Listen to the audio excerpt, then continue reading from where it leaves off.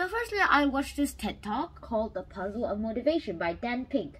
Pick the color or pink the man. So I'm just going to answer these 8 questions. And let's just get started. Number 1. Let's see. Okay, question number 1. Imagine the company you want to work for.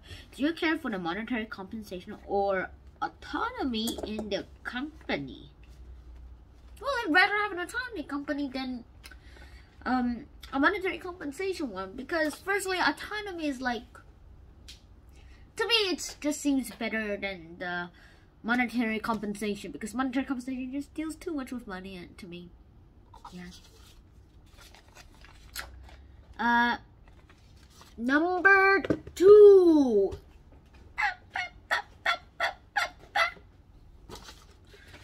Do you agree with Pink's claim that carrots and sticks do not work for the 21st century? Well, firstly, what are carrots and sticks? It's not like literally eating carrots and getting poked on by the stick, which is really painful. Now, firstly, carrots and sticks. So carrots is like feeding someone carrots is basically something like giving someone more money because they're doing something better. But if you're going down, then you basically get poked by the stick. Ow! And get less carrots in the process. So your carrots get replaced by sticks when you get poked on the stick. Does that make sense? What about you? Alright. I'm just going to say here, it probably does not work for the 21st century because, well, at my school, it just seems that isn't working for the students. Well, maybe it's working for the teachers because they're like 20th century style. It's just been 21 years in the 21st century anyway. But to the students, I just don't see anything like this to them because they're not really interested in this and stuff. Question number 3. Click this, click this, click this, click this, click this. Enough clicking. Pink argues that motivation should be different for the 20th century task and the 21st century task. What do you think is the difference between the two? For the 20th century, let's just say that the carrots seem to be working well.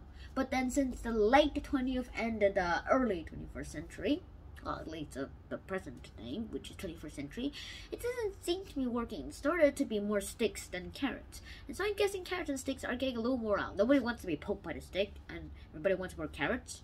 But then how about nobody gets nothing? Nobody gets poked in the stick, and nobody gets carrots. Well, it might not be a total win for on the other side, but it's just a win-win situation. And very, very heavy. Number 4.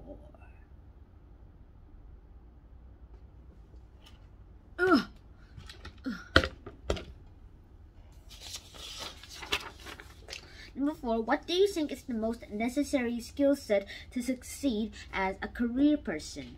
What do you do to improve that skill set? For me, I guess the most necessary skill to do is, it depends on the job. Like if you have a job of like a water taster,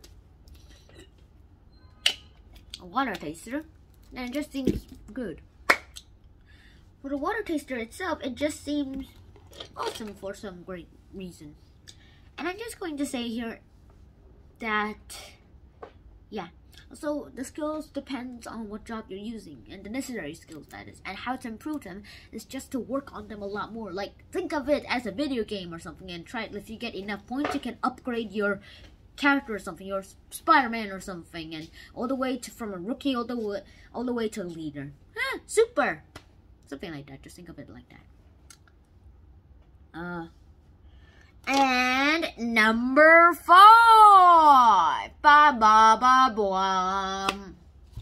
Why for number 5? Would you mind if the company finds that you are devoted to self-development? Do you want to hide it? No, I wouldn't mind if they found out. But unless they were deleting self-development from your whole world, I'm going to say here that, yes, I really want to hide it. Or would I? Number 6.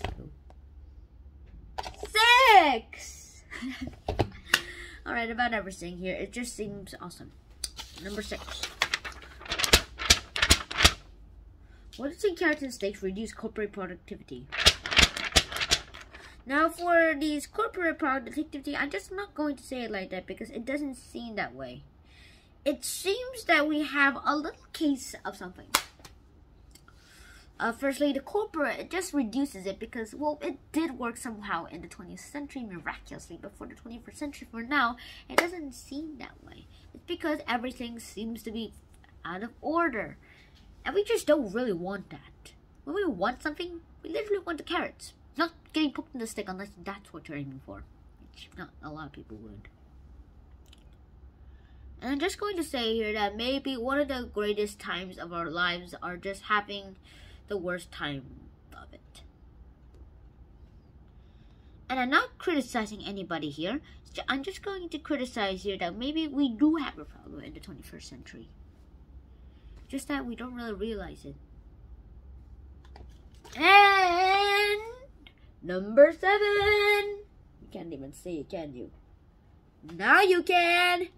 Bum bum bum bum. Alright, number 7. Pink talks about Encarta's failure. Wait, what is Encarta? It's just an Australian software company. Long right, restart. Pink talks about Encarta's failure and Wikipedia's success. Wikipedia is just a tiny company that relies on donations. Given this, do you think Wikipedia is appropriate as an example of a paradigm shift in motivation? Oh, sorry, shift. Not the bad word. You get it. Well, I still think it's appropriate, even though it relies on donations. I mean, yeah, like how Patreon works on. Even as an example of a paradigm shift in the motivation, it just seems obvious to this. Even a lot of people might think donation to companies are probably worthless companies, even though they might give out some good tools and stuff. But however, sometimes something in your mind that's worse might be the best and most popular website in the world. Until Google owns it or something. Alright, final draft. I'm just going to do this here.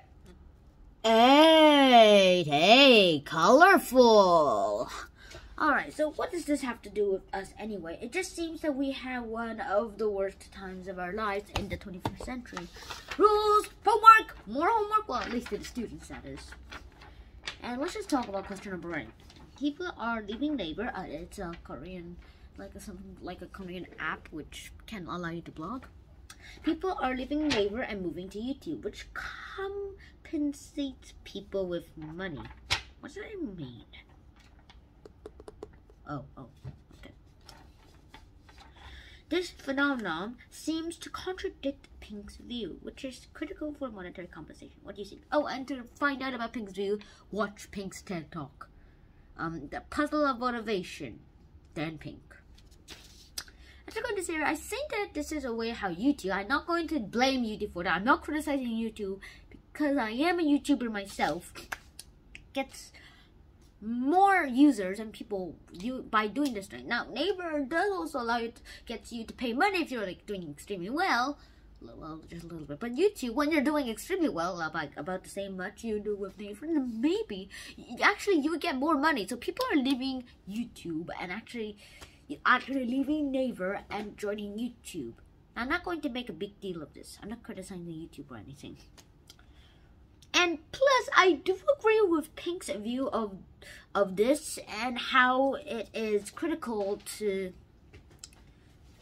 of the monetary compensation of the phenomenon. Now, it doesn't really seem obvious to me at first, but then it just started making sense.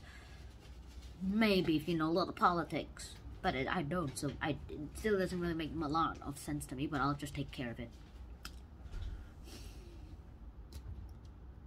So, I'm going to say that this is the end of this episode.